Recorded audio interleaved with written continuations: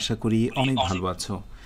English মজার আজকের আয়োজনে তোমাদের সবাইকে অভিনন্দন। শুকরিয়া মহান আল্লাহর কাছে আমরা আরও একটি নতুন লাইভে অ্যাটেন্ড হতে পেরেছি। চলছে 50 বেসিক ক্লাস। আজ এটি হচ্ছে ক্লাস 10। খুবই গুরুত্বপূর্ণ লেসন চলছে পার্টস অফ স্পিচ। যারা আমার সঙ্গে এই মুহূর্তে যুক্ত হয়েছ তাদের জানিয়ে রাখি যে তুমি যদি সাজানো গোছানো পূর্বের সমস্ত ক্লাসগুলো পেতে চাও, পুরো এই আয়োজনটি এনজয় করতে চাও, নামমাত্র কোর্স ফি দিয়ে যুক্ত হয়ে যাও আমাদের সাথে। এবং কোর্স ফি কত জানো? কোর্স ফি বলা যাবে না, এটা হচ্ছে তোমাকে বেঁধে রাখার একটা বন্ধন। মাত্র 301 টাকা দিয়ে যুক্ত হয়ে যাও পেইড ব্যাচে। আর পূর্বের সমস্ত ক্লাসগুলো সাজানো গোছানো সব কিছু শিটগুলো এনজয় করো মনের মতো করে, রাইট? এটি হচ্ছে প্রথম বার্তা। তো শুরু করি আজকের আয়োজনটি। আমি কমেন্টে নজর রাখছি, যারা আমার সঙ্গে যুক্ত হয়েছ দুটো রিকোয়েস্ট থাকবে। নতুনরা মনোযোগ দিয়ে ক্লাস করবে, আর যারা পুরনো তারা বিশেষ করে সুন্দর এবং মহতী ভাবনা থেকে ভিডিওটা শেয়ার করবে। এই ভাবনা থেকে যে এটা ভালো একটি বিষয়, এই নিউজটা ভালো, আর এই ধরনের আয়োজন ক্লাসটি অন্যজন করে উপকৃত হবে। যদি সে উপকৃত হয় তাহলে তোমার কল্যাণ হবে। এমন সুন্দর মহতী ভাবনা থেকে দয়া করে সবাই ভিডিওটা শেয়ার করে দাও। আর শেয়ার হয়ে গেলে অবশ্যই আমার প্রিয় ডিয়ার স্টুডেন্টসরা একটু কমেন্টে ডান লিখে দাও, রাইট? আচ্ছা, তাহলে শুরু করছি আজকের আয়োজনটি বেসিক ক্লাস 10। তো যারা 10 দেখে অবাক হচ্ছ যে এর আগে 1 থেকে বাকি ক্লাসগুলো কোথায় পাবো, ওই যে কথা একটাই, পেইড ব্যাচে যুক্ত হও। তুমি যখন যে অবস্থায় ক্লাস দেখো না কেন, পেইড ব্যাচে যুক্ত হলে সব কিছু তুমি সেখানে সাজানো গোছানোভাবে পেয়ে যাবে। আচ্ছা, বেসিক ক্লাসের 9-এ যে বিষয়টা ছিল একটু বলে দিই। আমাদের আলোচনা চলছে পার্টস অফ স্পিচ। আমরা প্রচুর সময় দিচ্ছি পার্টস অফ স্পিচে, কারণ আমরা বিশ্বাস করি এবং এটাই সত্য যে ইংরেজি পুরো গ্রামারটা পার্টস অফ স্পিচের বাইরে কিছু নয়। তো পার্টস অফ স্পিচের ভেতরে প্রথম যে প্রকারটা, সেই নাউন নিয়ে আমাদের কথা চলছে। এবং নাউনের ভেতরে আমরা গত দিনে প্রপার নাউন নিয়ে কথা বলেছি, এবং প্রপার নাউনের পরে আমরা কমন নাউন নিয়েও কথা বলেছি। একটু মনে করে দেখো, নাউনের 2টা ক্যাটাগরি নিয়ে আমরা কথা বলেছি, প্রপার নাউন এবং কমন নাউন। এবং আমার মনে রয়েছে যে আমি তোমাদেরকে কিন্তু নাউনের টোটাল যে ক্যাটাগরি বা প্রকার সেটা কিন্তু একবারও বলিনি। আমি বলেছি যে আমরা আলোচনার মধ্য দিয়ে প্রকার শিখব এবং সবশেষে একসাথে যোগফল মেলাবো যে নাউনের কতগুলো প্রকার আমরা পেলাম।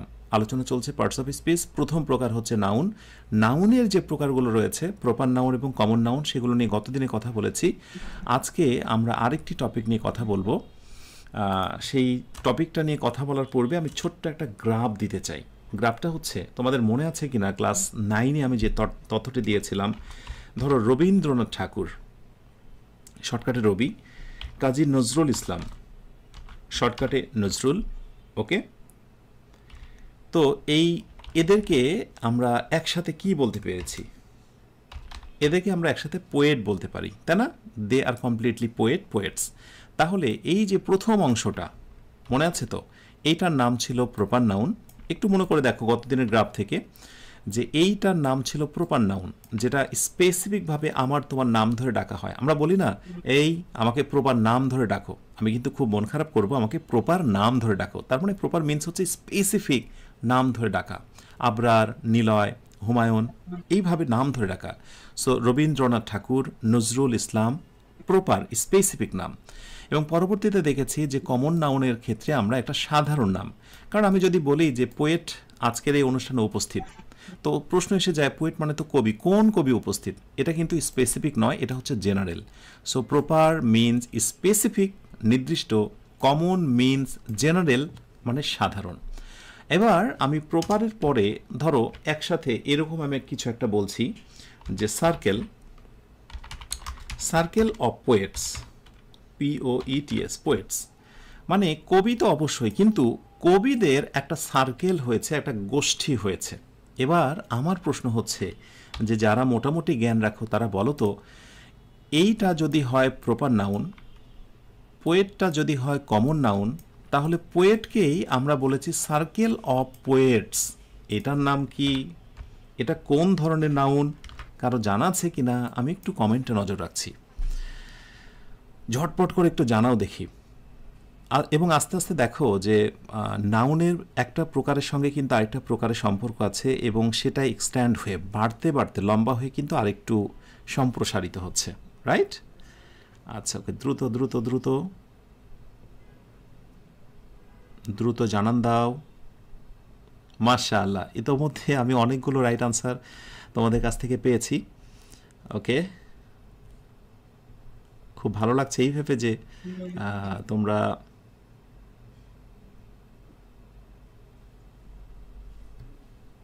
ঠিক আছে।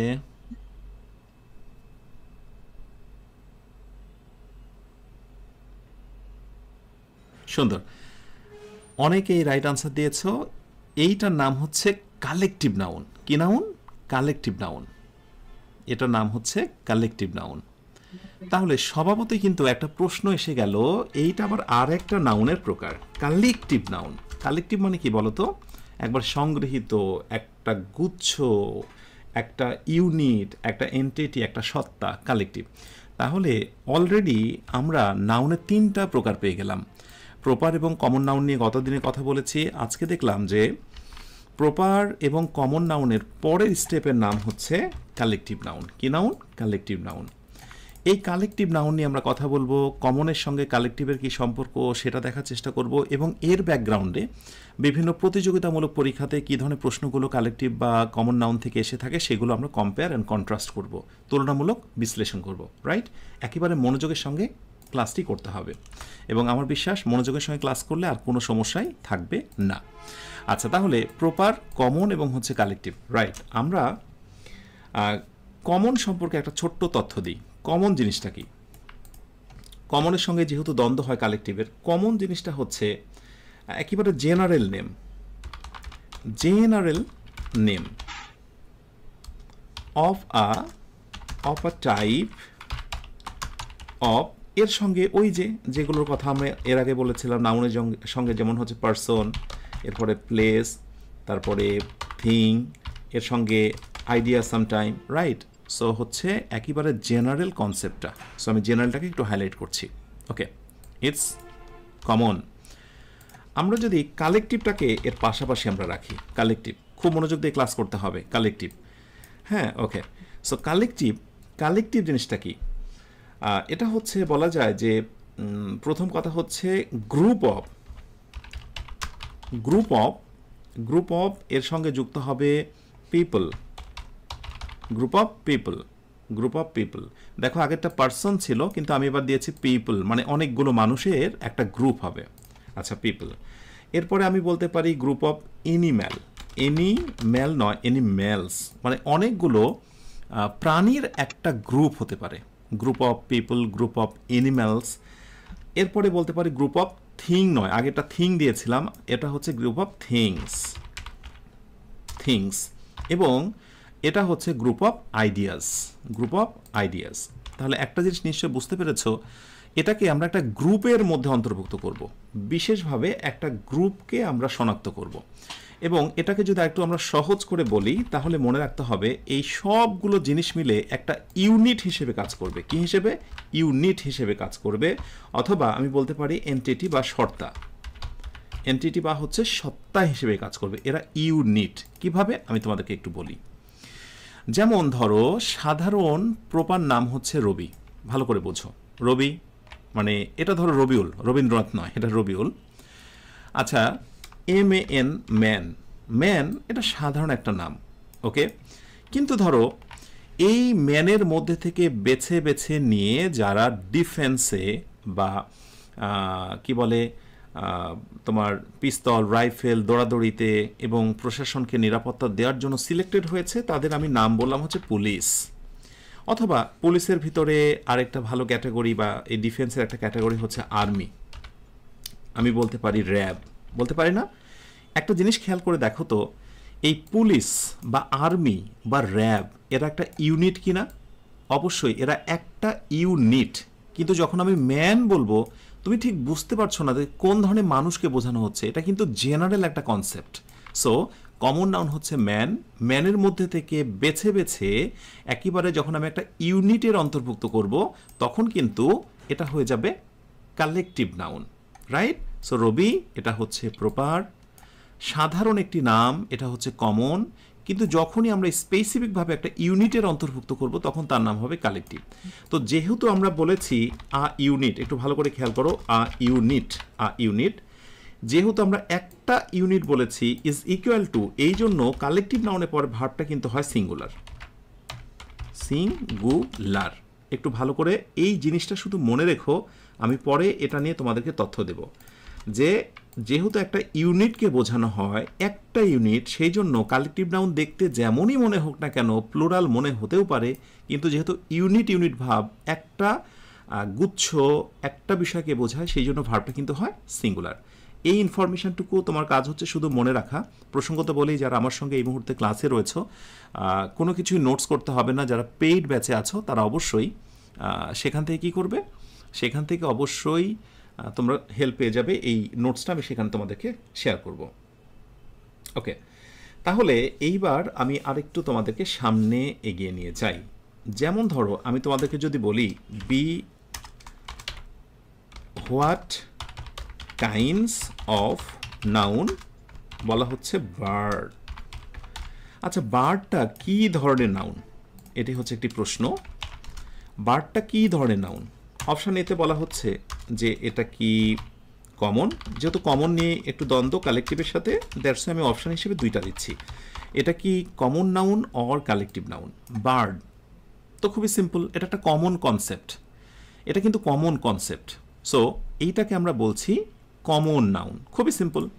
কিন্তু যখন আমি এই কথাটাই চেঞ্জ করে বলবো, আমি বার্ড কথাটা অবশ্যই রাখবো, কিন্তু বার্ডের আগে ধরো আমি যুক্ত করে দিলাম flock of bird. Flock of bird না, তখন বার্ডস হয়ে যাবে, একটু মনে রাখতে হবে, ফ্লক অফ বার্ডস হয়ে যাবে, পাখিদের দল। এই টাইপের শব্দগুলোর সঙ্গে আমি একটু পরে তোমাকে পরিচয় করে দেব, আমি লম্বা একটা লিস্ট দেব। So what kind of noun? Flock of birds, পাখিদের দল, পাখিদের গুচ্ছ। তার মানে এখানে অনেকগুলো পাখি থাকতে পারে, অনেক কিছু থাকতে পারে, অনেক অ্যানিম্যালস থাকতে পারে, কিন্তু এরা মূলত একটা ইউনিট, একটা দল, একটা গুচ্ছ। সুতরাং এইটাকে আমরা বলবো কি বলতো? এটা খুবই সহজ যে স্যার আগেরটা যেহেতু হয়েছে কমন, অতএব পরেরটা হবে কালেকটিভ। ইয়েস, এটা হচ্ছে কালেকটিভ। কালেকটিভ মানে হচ্ছে অনেকগুলো, বাট তারা একটা ইউনিট হিসেবে কাজ করবে, একটা ইউনিট হিসেবে কাজ করবে, রাইট? এইবার নেক্সট একটা প্রশ্ন দিই তোমাদের, ঠিক এটার মাথার উপরে আমাকে দিতে হবে। ধরো পাখিদের ভিতরে আমি একটা পাখির নাম বলছি, ধরো হচ্ছে তোমরা একটা নাম বলো একটা পাখির, যে আমি যদি বলি যে what kind of noun bird, ঠিক বার্ডের আমরা একটা স্পেসিফিক একটা ক্যাটাগরি দিয়ে দিই। ধরো আমি হচ্ছে যে দিই ডাভ, মানে হচ্ছে ঘুঘু, না? ডাভ মানে হচ্ছে ঘুঘু। এইবার বলো তো এই প্রকারটার নাম কি? আমি একটা প্রশ্ন রেখে দিলাম। ডাভ মানে হচ্ছে ঘুঘু, এটা কি? ইয়েস, এটার নাম হচ্ছে প্রপার নাউন। স্পেসিফিকভাবে আমি বলছি যে এটা হচ্ছে ঘুঘু পাখি, এটা পেঁচা, এটা ময়না, এটা কাকাতুয়া, রাইট? কিন্তু যখন আমি জেনারেলভাবে বলছি বার্ড, তখন সেটা কমন নাউন। আমি বার্ডকে নিয়ে একটা গুচ্ছ বলছি, যে পাখিদের একটা দল, রাইট, পাখিদের একটা ঝাঁক, তখন সেটা কালেকটিভ নাউন। এবার একটি সময় এসেছে একটি পরীক্ষা দেওয়ার, দেখি তোমরা কতজনে আনসারটা সঠিক দিচ্ছ। ফ্লক অফ বার্ডস, পাখিদের ঝাঁক দল, এ বসে a flock of birds, fill in the gap is coming is flying, উড়ছে, at large মানে স্বাধীনভাবে উড়ছে। এখন এই ফিলিং ইন দ্য গ্যাপে আমি তোমার হচ্ছে যে a flock of birds flying at large, আমি এখানে ইজ দেব নাকি অপশন এতে আমি আর দেব? একটু ভালো করে ভাবো। প্রসঙ্গত বলা খুব জরুরি যে আমরা নাউনে ক্লাস করছি, দ্যাট মিনস শুধু নাউন শেখা নয়, এটা থেকে নাউনের টাইপে যত প্রশ্ন আসে, filling in the gap, free hand রাইটিংয়ে দক্ষ হওয়ার বিষয়, প্রতিযোগিতামূলক পরীক্ষা, অ্যাডমিশন টেস্ট, বিভিন্ন জায়গা। এবার দেখো তোমরা কিন্তু নর্মালি অনেকের নজর যেতে পারে যে ফ্লক অফ বার্ডস, বার্ডসের সঙ্গে এস আছে, অতএব আর আমি দিয়েই ছাড়বো, রাইট? কিন্তু না, এখানেই হচ্ছে মূল খেলাটা। খেলাটা হচ্ছে বার্ডস হতে পারে, কিন্তু এই পুরো জিনিসটা একটা মূলত ইউনিটকে বোঝাচ্ছে, একটা ইউনিট, এবং সেজন্যই ভার্বটা হবে সিঙ্গুলার। তো আ ফ্লক অফ বার্ডস, পাখিদের একটা ঝাঁক, পাখিদের একটা দল কি করছে? ফ্লাইং অ্যাট লার্জ, স্বাধীনভাবে উঠছে, দ্যাট মিনস আমরা ভার্বটা করব সিঙ্গুলার। এই কনফিউশনটা যেদিন দূর হবে তোমার ভেতর থেকেই, আচ্ছা একজন বলছে স্যার আপনি তো আনসারটা আগেই দেখিয়ে দিয়েছিলেন। সরি ফর দ্যাট, তুমি বুঝে আনসারটা দিয়েছো কিনা এটাই হলো মূল কথা। তাহলে এই টাইপের ফিল ইন দ্য গ্যাপ আশা করি নেক্সট ইয়ার তুমি কোনোভাবেই ভুল করবে না। ভুল করবে নাকি? যেমন নেক্সট আমি একটা টেস্ট দিচ্ছি তোমাদেরকে। আমি ধরো বললাম হচ্ছে যে students feel in the gap coming. অপশানে বললাম এখানে কি আমি ইজ দেব, অপশান বিতে আর দেব। ওকে, তো খুবই সিম্পল কথা যে শিক্ষার্থী ছাত্রছাত্রী, অতএব আমরা এখানে কি দেবো বলো তো? আচ্ছা, সেইটা দেওয়ার পূর্বে আরেকটা কাজ করি আমরা। স্টুডেন্টসের কমন নাউন এটাকে আমরা কালেকটিভ করে ফেলবো। A batch of students, a batch of students অর্থাৎ শিক্ষার্থীদের একটা batch. Fill in the gap, এরপর হচ্ছে কামিং।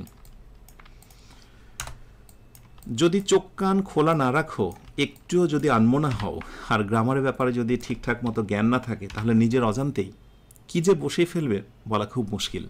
স্টুডেন্টস শিক্ষার্থীরা আসছে, তুমি সিম্পলি এখানে আর দাও, কেউ নিষেধ করবে না, অ্যান্ড ইটস ট্রু। বাট আমি যখন আ ব্যাচ অফ লাগিয়েছি স্টুডেন্ট, শিক্ষার্থীদের একটা দল, আ ব্যাচ অফ স্টুডেন্টস শিক্ষার্থীদের একটা দল মানে হচ্ছে একটা ইউনিট, তখন এই জিনিসটা মূলত কালেকটিভ নাউন হয়েছে। তো আগের স্টুডেন্টসটা এটা ছিল জেনারেল, এটা হচ্ছে কমন নাউন। ওকে, কিন্তু যখন আ ব্যাচ অফ স্টুডেন্টস বললাম, এটা হয়ে গেল কালেকটিভ, একটা unit, collective. So collective noun যেটা ডিজার্ভ করে সেটা হচ্ছে ভার্ব কি হয়ে যায় বলো তো? ভার্ব হয়ে যায় সিঙ্গুলার। এই কথাটি খুব খুব করে মনে রেখো, তাহলে প্রতিযোগিতামূলক পরীক্ষাতে অনেক বেশি হেল্প পাবে। তাহলে অবশ্যই a batch of student is coming. Okay, তাহলে এই পুরো আলোচনা থেকে তোমরা মোটামুটি একটা জিনিস বুঝে গেছো, সেটা কি বলো তো? যে কালেকটিভ নাউন চেনার পর দ্বিতীয় যে কাজটা হলো যে কিছু কিছু কিছু কমন নাউনের সঙ্গে কিছু নির্দিষ্ট শব্দ যুক্ত হচ্ছে, যেটা মুখস্থ না থাকলে খুব বেশি সমস্যা হয়ে যায়। আমি তোমাদেরকে যেটা বলবো যে কমন নাউন জিনিসটাকে ফার্স্টে বোঝো। কমন নাউনে আমি একটা লম্বা লিস্ট,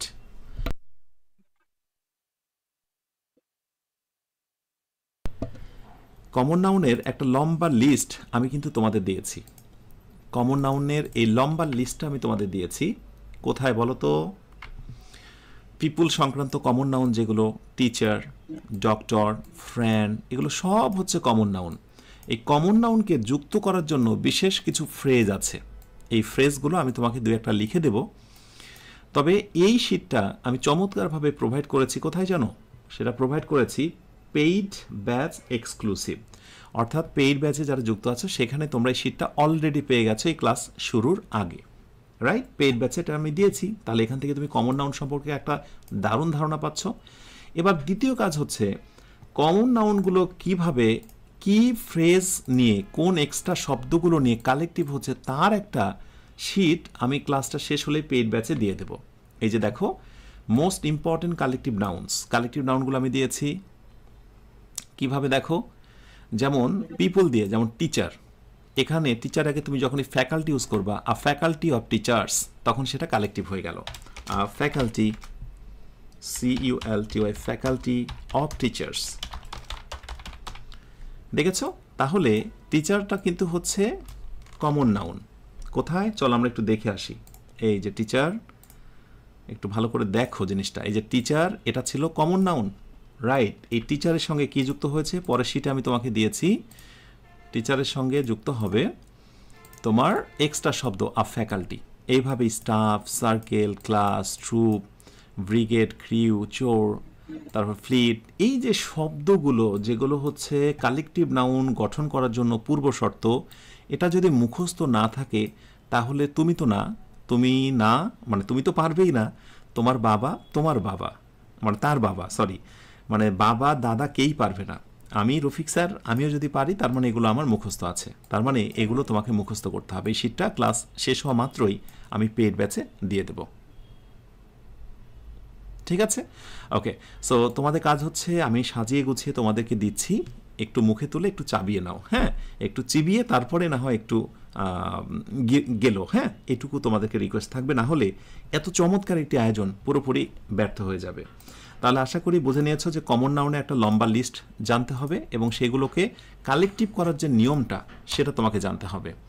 যেমন কিছু শব্দের কথা বলি যেগুলো বারবার আসছে, যেমন স্টুডেন্ট। একটু নোট করো তোমরা, গুরুত্বপূর্ণ নোট আমি তোমার সেখান থেকে দেখাই তোমাদের। স্টুডেন্ট, আমি অনেকগুলো টেস্ট নেব আজকের এই ক্লাস থেকে। আমি যদি বলি প্লেয়ার, আমি যদি বলি কাউ অথবা ক্যাটেল, গবাদি পশুর বাচ্চা, প্লেয়ার মানে খেলোয়াড়।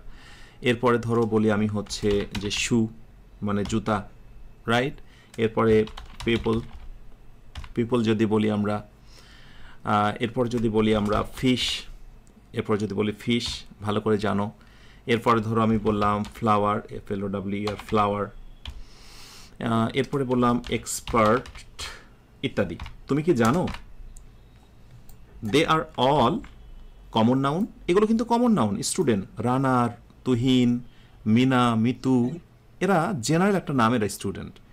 সাকিব আল হাসান অথবা মানে Tamim Iqbal, they are player, common noun. Cow, red cow, Lalu Bhulu, হ্যাঁ, এগুলো হচ্ছে কাউ, কমন নাউন। শু, তুমি নাম দিতে পারো ওই বিভিন্ন বেলিকেস, বিভিন্ন জুতা। সো পিপলের নাম হতে পারে রানা তুহিন, ফিশের নাম হতে পারে রুই কাতলা, ফ্লাওয়ারের নাম হতে পারে জুই জবা, এক্সপার্ট দেবহূতেরও নাম থাকতে পারে, কিন্তু সেগুলোকে আমরা কমন একটা নাম দিয়েছি, সেগুলোর নাম হচ্ছে কমন নাউন। কমন নাউন, ব্যাস। মোটামুটি কমন নাউনের লিস্টগুলো থেকে ধারণা নাও। এখন এই যে শব্দগুলো, এগুলোকে আমরা কালেকটিভ নাউন বানাবো কিভাবে দেখো, মজার কথা। তাহলে আমাকে লিখতে হবে a batch of student, BATCH, a batch of student. এইবার স্টুডেন্টের সঙ্গে আমাকে এস দিতে হবে, এইটা যেন মনে থাকে তোমাদের। তাহলে যখনই আমি ব্যাচ অফ স্টুডেন্টস দিচ্ছি আমাকে এটা কালেকটিভ নাউন হয়ে যাচ্ছে, ব্যাচ অফ স্টুডেন্টস। এরপরে আমি দেব হচ্ছে a team of player, a team of players, player সঙ্গে দেখো আমি একটা এস দিলাম। আমি সবগুলো এখানে নিয়ে আসবো, হ্যাঁ, কিছু ছাড় দেবো না। কাউ মানে মানে গরু, গবাদি পশুর বাছুর বাচ্চা। সো এখানে আমাকে নিয়ে আসতে হবে এ হার্ড অফ কাউ বা ক্যাটেল, যেটাই বলি কাউ বা ক্যাটেল, এর যে কোনো একটা। Herd of cows or cattle, কাউর সঙ্গে এস হবে, ক্যাটেলের প্লুরাল হয় না, সে অনুযায়ী হয়নি। আচ্ছা, এখানে এসটা দিলাম আমি।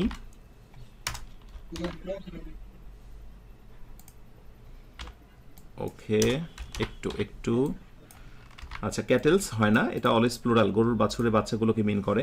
আচ্ছা, এরপরে আমি ক্যাটেলের পরে শু, বলো তো শু এর আগে আমি কি লাগাবো? ইয়েস, আ পেয়ার অফ, শু হবে না, তখন শুজ হয়ে যাবে, রাইট। আচ্ছা, কমা ইউজ করি। তারপরে কি আছে, শুজের পরে পিপল, পিপলে আগে কি দেবো বলো তো? পিপল আগে আমি অনেকগুলো ইউজ করতে পারি। গ্যাদারিং হতে পারে, অথবা হতে পারে ক্রাউড অফ পিপল। শিখছো না তো? এইগুলোই তোমাকে একসময় প্যারা দেবে। এরপরে ধরো আমি পিপলের পর ফিশের আগে কি লাগাতে পারি? মাছের ঝাঁক, হ্যাঁ, মাছের দল। তাহলে মাছের ঝাঁকের জন্য স্কুল অফ ফিশ। এখন যারা মনে করে যে স্কুল মানে শুধু বিদ্যালয়, তারা তো ঝামেলায় পড়ে যাবে। এটা হচ্ছে মাছের ঝাঁক, মাছের দল। এখানে স্কুল মানে বিদ্যালয় নয়, এখানে স্কুল মানে ঝাঁক। এটাই হচ্ছে ইংরেজির ব্যথার কারণ, আর এগুলো একটু একটু করে জানতে হয়। আচ্ছা, ফিশের সঙ্গে কেন এস হলো না? কারণ ফিশের সিঙ্গুলারও যা, প্লুরালও তাই। এটা মনে মনে প্লুরাল আমরা ধরেই বসে আছি, লাইক ক্যাটেলের মতো, ঠিক আছে। আচ্ছা, ফিশের পরে কি দিয়েছি আমি? ফ্লাওয়ার আগে কি দেবো? ফুলের কি বলি আমরা? ফুলের তোড়া বলি। সো ফুলের তোড়া খেতে বলবো বুকেইট,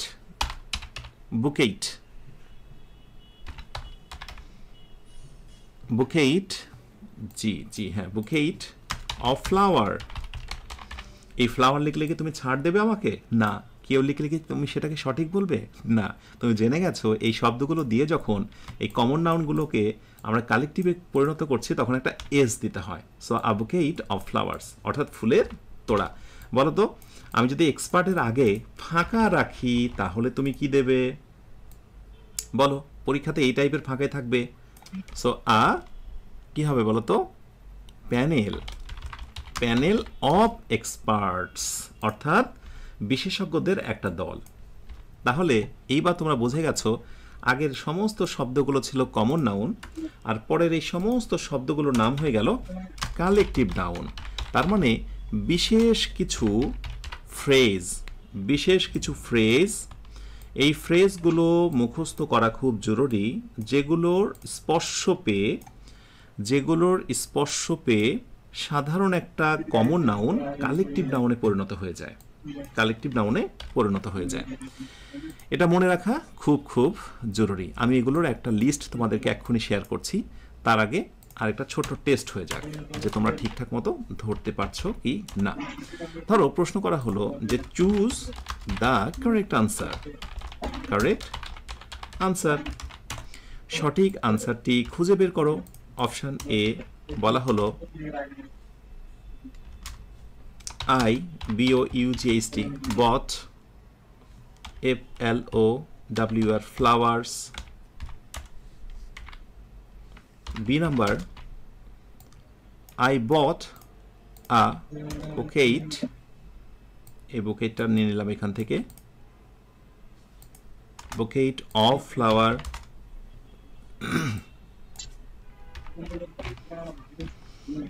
ওকে, অ্যান্ড অপশন সি আরেকটি দেব, ফ্লাওয়ার্স। ঝড়ো গতিতে আনসার দাও দেখি, সম্ভাব্য রাইট আনসার তুমি কোনটি বলবে? ইয়েস, খুবই সিম্পল। আই বট ফ্লাওয়ার্স, আমি ফুল কিনেছিলাম, এটা কমন নাউন বিকজ সিম্পলি আমি কোনো ফুলের নাম বলছি না। এবং নিশ্চয়ই তোমাদের মনে আছে যে কমন নাউন ইউজুয়ালি কি হয় বলো তো?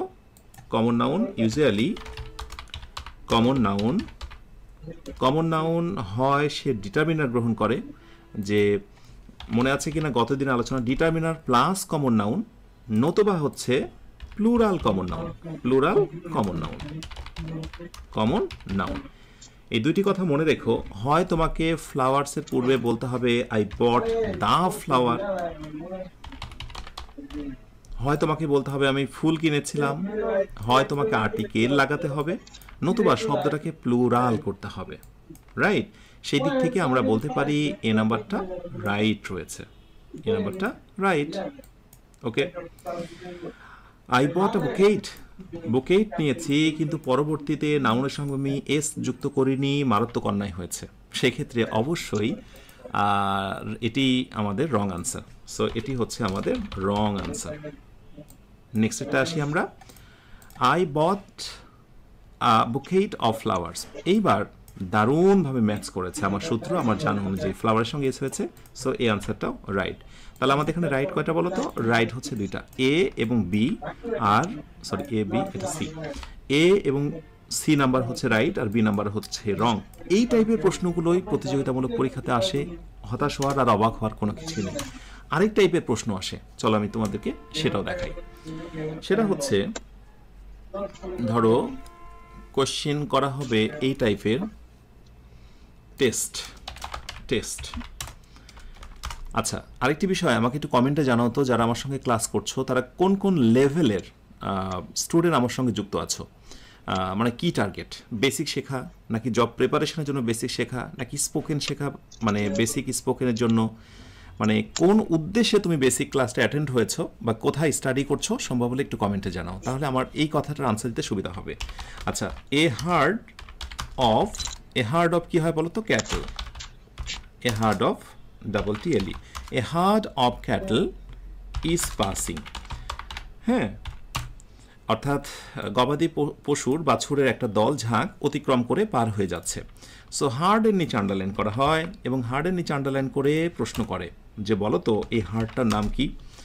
তো এখন বলবে it's proper, option B it's common, option C it's collective. A herd of cattle, তাহলে বলো দেখি। ইয়েস, এইখানে হার্ড এটার নাম হলো কালেকটিভ নাউন। তাহলে এই যে আমাদের অপের পূর্বে যে অংশটুকু আছে সেটা কিন্তু মূলত হচ্ছে কালেকটিভ নাউন, আর অপের পরে যেটা থাকে সেটা কিন্তু হচ্ছে কমন নাউন। এটা মূলত কি হয়ে যায়? কমন নাউন হয়ে যায়। সো এই hard it's a collective noun, এই অর্থে এখানে ক্যাটেলটা হচ্ছে কমন নাউন। যদি ক্যাটেলকে আলাদা করে লেখা হতো তাহলে সেটা হতো কালেকটিভ, বাট যখনই অপের পরে লেখা হয়েছে, মানে এই টাইপের শব্দগুলো অপের পর, এগুলো সবই কিন্তু হচ্ছে কমন নাউন। তার মানে কমন নাউনের এক বিশেষ মিশ্রণে, গ্রামাটিক্যালের এক বিশেষ কারণেই এইগুলো কিন্তু কালেকটিভ নাউনে পরিণত হয়। এই টাইপের প্রশ্ন প্রতিযোগিতামূলক পরীক্ষা আসে। থ্যাংক ইউ, আমি জানতে পেরেছি কে কিসের জন্য যুক্ত হয়েছ। মাল্টি মানে তোমাদের পারপাস। এবার তোমরা আমাকে বলো তো, এই ধরনের প্রশ্নগুলোই কি বিগত বছরে আসে না যারা প্রতিযোগিতামূলক পরীক্ষার প্রিপারেশন নিচ্ছ? এবং তার সঙ্গে তোমাদেরকে আরেকটা টাইপের প্রশ্ন বলি যে কোনটা পরীক্ষায় আসে। যেমন আইটি টাইপের প্রশ্ন আসে, যেমন বলে যে we invited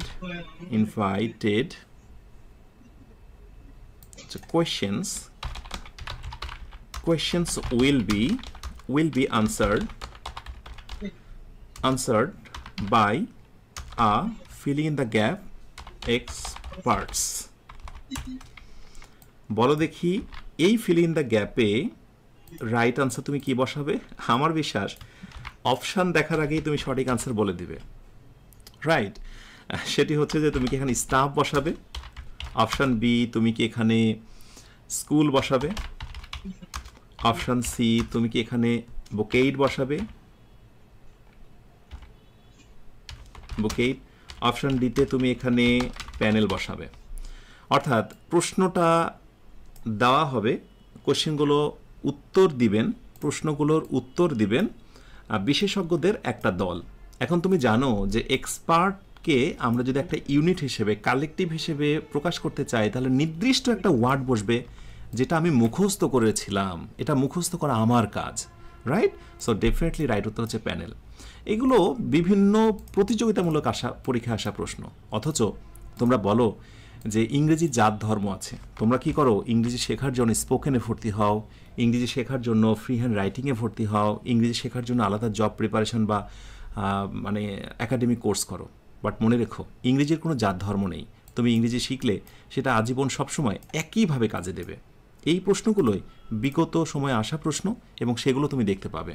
thank you so much যারা বিশেষ করে আত্মবিশ্বাসের সঙ্গে আনসারগুলো দিয়েছ, তোমাদেরকে সবাইকে অভিনন্দন।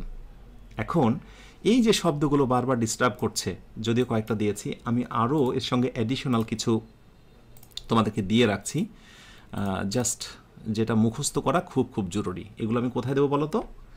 এগুলো আমি তোমাদেরকে দেবো পেইড ব্যাচে। এই যে এক্সপার্টসের আগে আ প্যানেল অফ এক্সপার্টস, পিপলের আগে ক্রাউড, স্টুডেন্টসের আগে ক্লাস বা ব্যাচ, এই শব্দগুলো যেগুলো আছে তোমাদের নেক্সট হচ্ছে কাজ মুখস্থ করা। তাহলে এই পাশে যে শব্দগুলো সেগুলো কমন নাউন, রাইট? আর এই পাশে যে শব্দগুলো সেগুলো হচ্ছে কালেকটিভ নাউন, রাইট? এই কালেকটিভ এবং প্লুরাল কমন নাউন এই দুইটা মিলে একসাথে কালেকটিভ নাউনের কাজ করে। সো পিপুল সংক্রান্ত শব্দ এগুলো, এনিম্যাল সংক্রান্ত শব্দ এগুলো, রিলেটিং টু থিংস এগুলো। এখন তোমরা আমাকে বলো তো আমি কোন বই থেকে এই ইনফরমেশনগুলো দিয়েছি? যাদের কাছে বইটি আছে থ্যাংক ইউ সো মাচ, কারণ সেখান থেকে তোমরা হেল্প পাবে। নিট বই চাইলে সাথে রাখতে পারো, বাট আমরা স্পেসিফিকভাবে নিট বই থেকে পড়াচ্ছি না। আমরা আমাদের লক্ষ্য হলো যে আমরা বেসিকটা শিখবো। যাদের কাছে নিট বইটা আছে তারা সেখান থেকেও হেল্প পাবে অনেক কিছুর। Thank you so much. তাহলে আজকে আমরা মোটামুটি প্রপার, কমন এবং কালেকটিভের সম্পর্কে একটা স্বচ্ছ ধারণা পেলাম, রাইট? এবার এক্সট্রা কিছু ইনফরমেশন তোমাদেরকে দিয়ে রাখি। এক্সট্রা ইনফরমেশন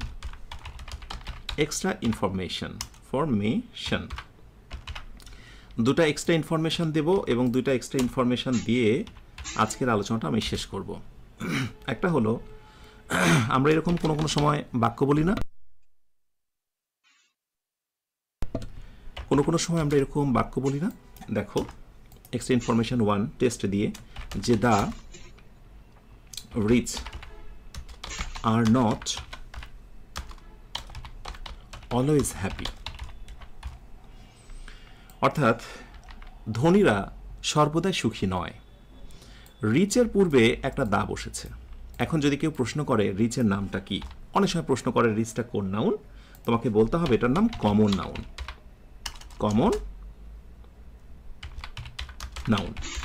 অর্থাৎ ধনীরা, সাধারণভাবে জেনারেলভাবে বলছি ধনীরা। কমন নাউন মানে তো জেনারেল। এখন রিচ হচ্ছে অ্যাডজেক্টিভ, আমরা এটা সবাই জানি। এই যে রিচ, তারপরে পোর, তারপরে ওয়াইজ, ব্রিলিয়ান্ট, এগুলো তো অ্যাডজেক্টিভ, এটা আমরা সবাই জানি। কিন্তু মনে রাখতে হবে যে অ্যাডজেক্টিভের পূর্বে যদি কখনো দা বসে, দা প্লাস অ্যাডজেক্টিভ, এই কথাটা মনে রেখো তোমরা, যে যদি কখনো যে কোনো অ্যাডজেক্টিভের পূর্বে, শুধু এই তিনটা না, যে কোনো অ্যাডজেক্টিভের পূর্বে যদি দা বসে, তাহলেই কিন্তু সেটা প্লুরাল কমন নাউন হয়ে যায়। প্লুরাল মানে অনেকগুলো, প্লুরাল কমন নাউন। অর্থাৎ দ্য রিচ মানে ধনীরা, দ্য পোর মানে গরিবরা, দ্য ওয়াইজ বিজ্ঞরা, দ্য ব্রিলিয়ান্ট মেধাবীরা। বুঝতে পারছো? সুতরাং নাউন না হয়েও নাউনের মতো কাজ করতে পারে অ্যাডজেক্টিভের পূর্বে যদি আর্টিকেল দা বসে যায়। মনে থাকবে? আর এই কারণেই এই জাতীয় জায়গা থেকে আমি অনেক প্রশ্ন আসতে দেখেছি বিভিন্ন সময়।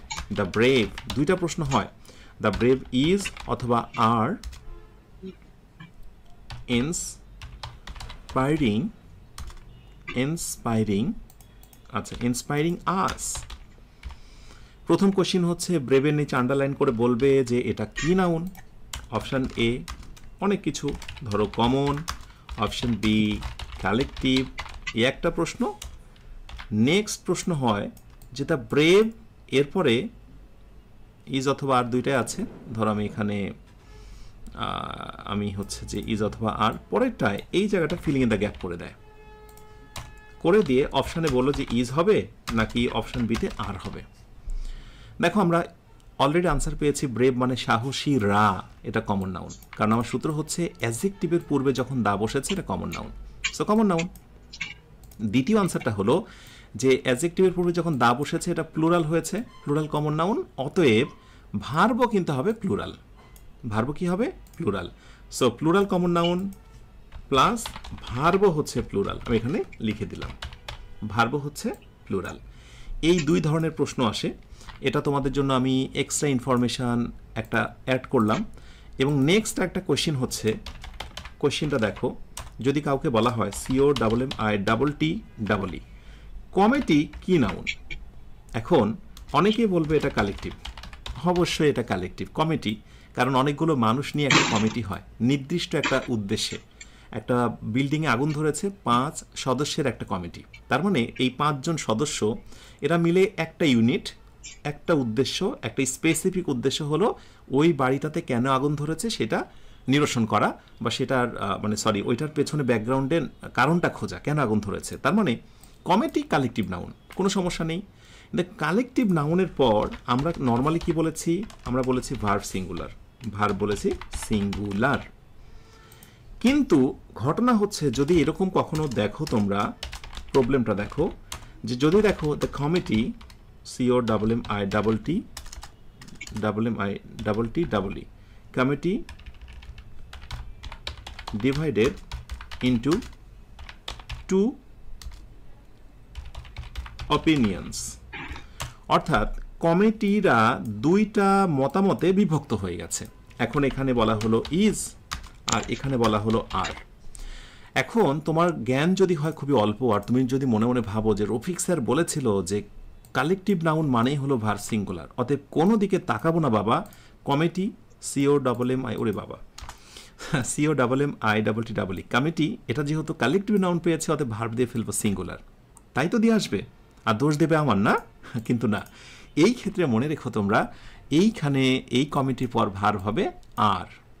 এখন হচ্ছে প্রশ্ন যে কেন, হোয়াই, প্রশ্ন থেকে যায় না যে স্যার এক মুখে দুই কথা হয়ে গেল না, আপনি একটু আগে যা বললেন এবার তো সম্পূর্ণ আলাদা কথা বলছেন, হোয়াই, কেন আর হলো? এইবার মনে রেখো, কালেকটিভ নাউনের পর যদি হয় ভার্ব সিঙ্গুলার, এটাই সত্য কথা, ভালো করে নোট করে রাখো। কালেকটিভ নাউনের পরে যদি ভার্ব হয় সিঙ্গুলার তাহলে তার নাম হচ্ছে কালেকটিভ নাউন। কিন্তু কালেকটিভ নাউনের পর যদি তোমার কখনো ভার্ব হয়ে যায় প্লুরাল, তাহলে কালেকটিভ নাউনেরই আরেকটা প্রকার আছে, সেটির নাম হচ্ছে নাউন অফ মাল্টিটিউড।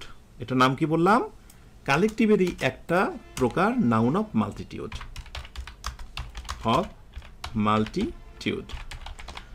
অর্থাৎ বহুমাত্রিক, বহু অর্থময় নাউন হচ্ছে এগুলো। কালেকটিভ নাউন এরপর ভার্ব যখন প্লুরাল হয় তখন তার নাম হয় নাউন অফ মাল্টিটিউড। একটা নতুন নাম তোমরা শিখলে, সারা জীবন কালেকটিভ কালেকটিভ যা বাবা, নতুন একটা জিনিসের আবির্ভাব। এখন বিষয় হলো বুঝবো কিভাবে? খুবই সিম্পল।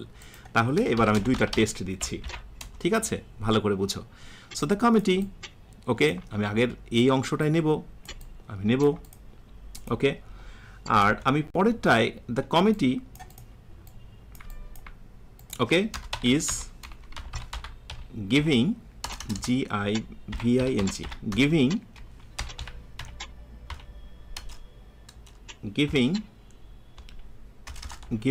its opinion.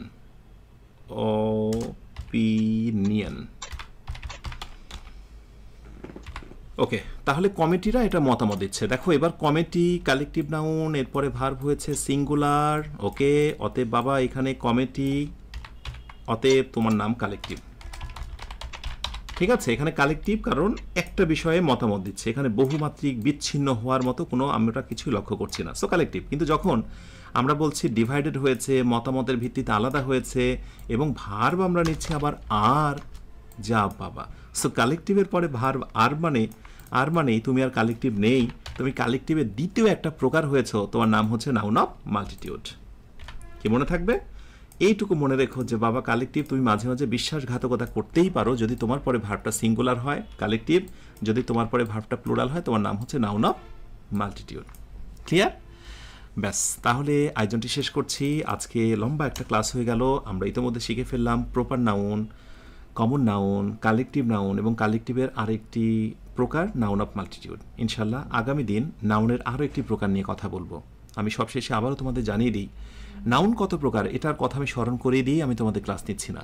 আমি নাউনকে চিপে তার নির্যাস বের করে দেখাচ্ছি নাউনকে কতভাবে আমরা বিভক্ত করতে পারি, এবং সবশেষে আমি তোমাদেরকে দেখাবো যে নাউনের আর কি বাকি রইল। এরপরে যদি প্রশ্ন করা হয় নাউন কত প্রকার, কোনটা কোন নাউন, আসলে কি বেঁধে যাবে? আমার বিশ্বাস তা হবে না। যারা এই পুরো আয়োজনটি এনজয় করছো, যারা ভালো বোধ করছো, তারা অবশ্যই কমেন্টে জানাও, মনের অভিব্যক্তির কথা জানাও।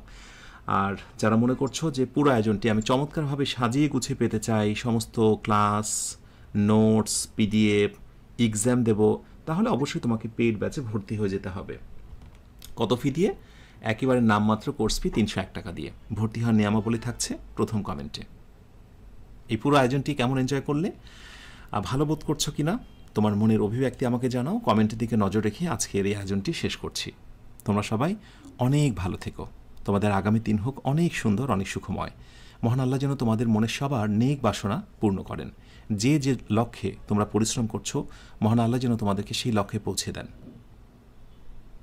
শেষ করছি আজকের আয়োজনটি। ইনশাআল্লাহ কথা হবে পরবর্তী ক্লাস 11-এ। কবে, কোন সময়, কোন দিন ক্লাস হবে এর জন্য নজর রাখো ফেসবুক পেজে। আসসালামু আলাইকুম ওয়া রাহমাতুল্লাহ।